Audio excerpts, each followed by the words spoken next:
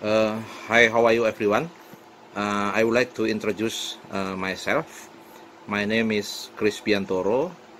I am from Indonesia. I am a human rights lawyer, human rights activist, and also affiliated with the ASEAN Human Rights Commission in Hong Kong. Today, I would like to present about the human rights situation in Indonesia. My presentation will inform you about the transitional justice, which is how to resolve past human rights abuses in Indonesia which occurred under the Suharto regime, and also human rights violation in Papua, human rights violation against human rights defender, and also criminal justice reform in Indonesia, because the law reform is one of serious issue which still unfinished until today. Regarding the past human rights abuses, since Suharto stepped down in 1998, and we already passed more than 20 years political reform, we are still dealing with some past human rights abuses. For instance, like the massacre of 1965-1966, student shooting, enforced disappearances of student activists in 1997-1998, Talang Sari massacre, Tanjung Priok, May riots, etc. So all of the cases which occurred under Suharto regime now is still unfinished, and most of the report under Attorney General Office. Since 2003, I would like to inform you that the National Commission on Human Rights already submit the report on the investigation of those cases. But even though we already passed 20 years, more than 20 years political reform, but the cases, the report of past human rights abuses are still in the Attorney General Office. So this is very hard situation for victim and family of victim of past human rights abuses, because as we know that their condition now is not really good. Many of them already passed away. They are also dealing with the economic difficulties, and also there is no legal certainty for their fate under the transitional government. So this is one of the problem that unfinished until today. And the other thing is that we are also facing serious problem in Papua and West Papua province. There are many human rights violations, for instance, like torture, extreme restriction of public civil society. For instance, like there is no enough space for deliver opinion in a public area, and also unfiled trial cases is also still happening in Papua. And the problem of international journalists, the access of international journalists in Papua is still a big question until today. Even though current President Joko Widodo, in the beginning of his presidential campaign, he tried to send message to all of Indonesian people and also international forum that he is really care with Papua. He started the presidential campaign from Papua, try to have a dialogue with the Papuan people. But the campaign, the policy of President Joko Widodo has not yet bring significant impact to the development of human rights in Papua. We still note some serious cases, for instance, like allegation of gross violation of human rights in Paniai, which occurred in the year of 2014, 2015. The case of Abepura brutal shooting, and also political prisoner which are still dealing with the detention, and the case of refugee in Wamena, and some mysterious shooting and mysterious killing in Papua still happening. So we have many problem in Papua, and we didn't see any serious effort from the government, even the National Commission on Human Rights, to resolve the case. We also now under the COVID situation still dealing with the problem of restriction against the human rights defender. So we have some cases that people, civil society, arrest under the the police authority. For instance, like the case of Jering, the drummer of local music groups, which voices his concern against the COVID. He delivered critique against the the hospital, the medis team, but he finally arrested and detained in the police custody, and the case is still in progress right now, and he will be tried in the court soon. And we also note some human rights violation against local human rights defender, like for instance like the case of Budi Pegu in Banyuwangi. He is the environmental activist, finally arrested, detained, and also tried under the allegation of circulate communism and Marxism, because when he organized demonstration at the time, suddenly the communism logo appear on the banner that he and his group put the banner around the village, but suddenly on the other day the logo of communism appear. And we are also still have dealing with criminal justice reform. As you know that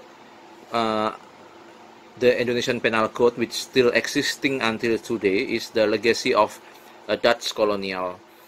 And even though the parliament, the Indonesian House of Representatives, already started the drafting of the new bill of the Indonesian Penal Code, but it's not yet finished. It's already started more than 10 years, but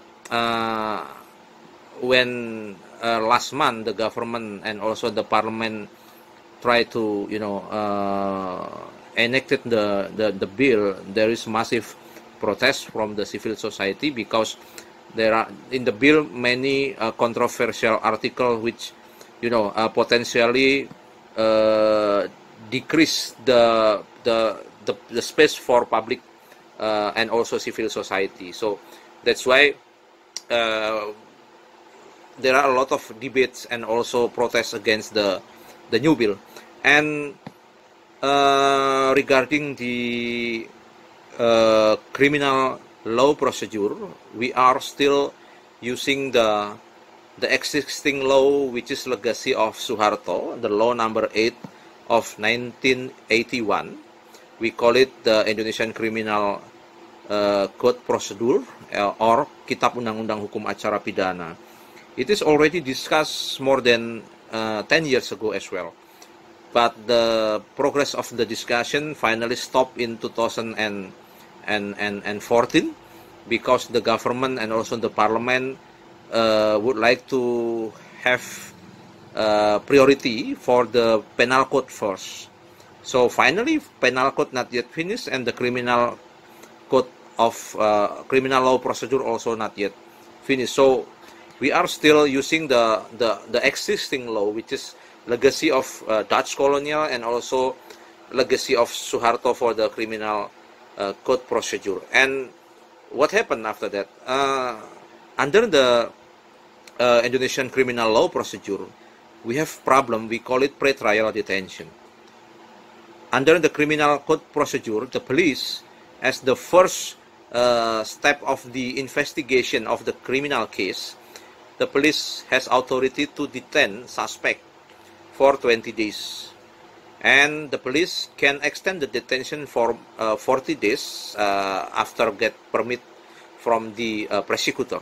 And you can imagine what happened during 20 days and plus 40 days, the suspect under the police detention in the police custody. We note many cases of torture happening, unfair trial, lack of legal aid access for the victim, and also for the for the suspect. And it is very difficult to prove, because the burden to prove that somebody or suspect experienced torture in the police custody, the burden to prove is on the suspect itself. So whenever the case submitted to the court by the prosecutor, the suspect or the defendant complain that he or she was tortured by the police, so it will not, in many cases, it will not bring significant impact, because the judges, normally will say that you have to prove your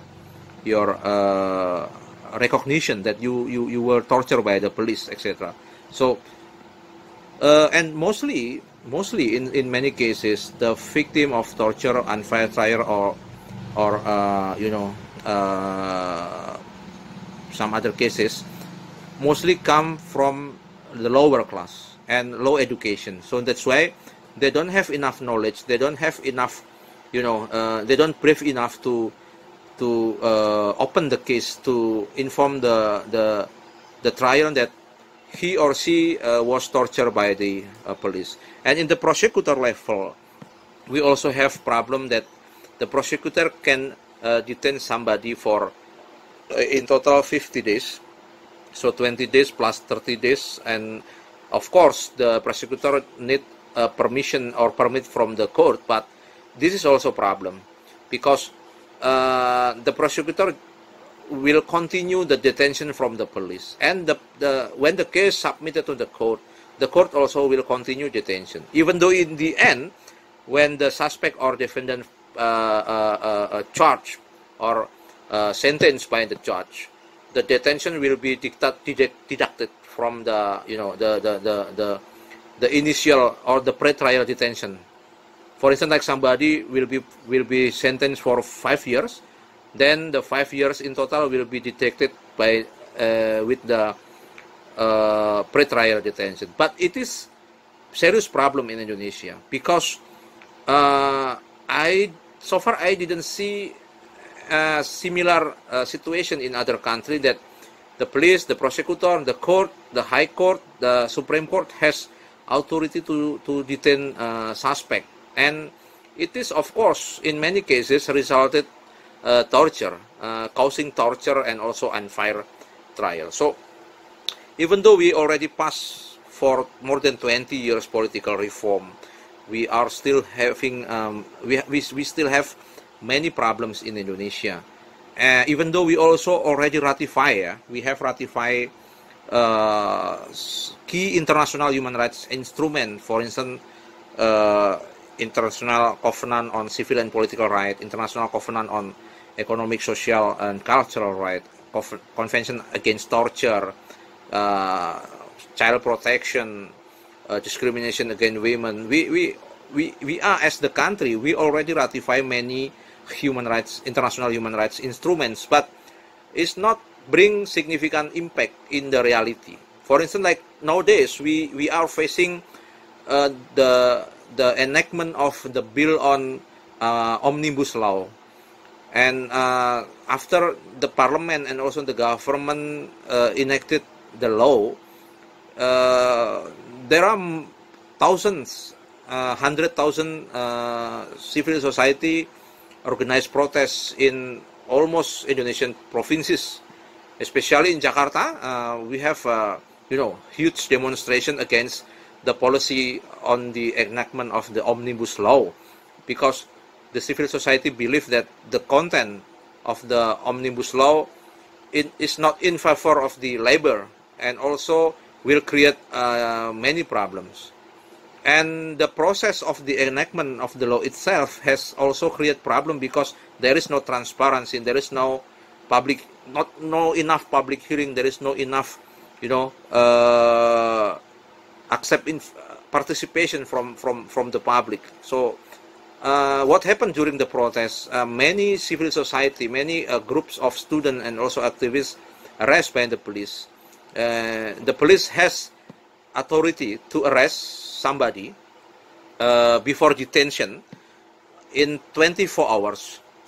And after 24 hours, the police has to decided whether he or she or they will be, the case will be continued, or if there is not enough evidence, they have to be released because there is not enough evidence. So, but the situation is, worsening the human rights situation in Indonesia, because the parliament, the president, and also police, well, so far didn't show any progress on let's say respect to human rights here, because many people still arrest, and then we are still dealing with the pre-trial detention.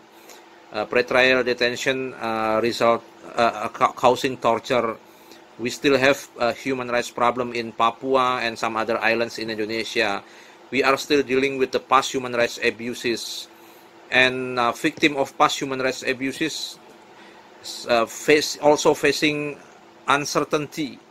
They have not yet received remedy from the governments, even though we have Truth and Reconciliation Commission, but it's only local regulation in Aceh province. But it is of course better rather than the other provinces. In Aceh now we have local TRC to resolve the case which occurred in Aceh under the military emergency at the time in 2003, and also when Suharto was president, there was also military emergency or state of emergency since 1989 to 1998, and now the Aceh governments and also the local TRC dealing with this case. But unfortunately, even though we know that there is possibility that the central government at the time may be involved in the human rights violation in Aceh, but the local TRC merely touch the local actor and also local problem. But it's okay. It is better rather than other provinces in Indonesia.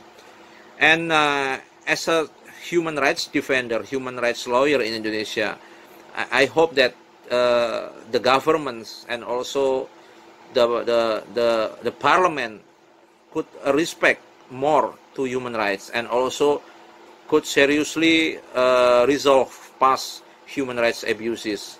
And I also expect that international community, international solidarity give support to Indonesia, especially to the civil society, to improve our human rights situation in Indonesia. Because without your solidarity, without your support, without strong solidarity among the ASEAN people or international people, it is of course very difficult. And I believe that many ASEAN countries especially still facing similar problem that we are facing also in Indonesia. So thank you very much for the time. I hope that my presentation, my point, will give you a picture about the human rights situation in Indonesia. And of course, we are expecting that we can build strong solidarity among the ASEAN people especially. Thank you very much. And I hope that we can discuss further in the another occasion. Thank you.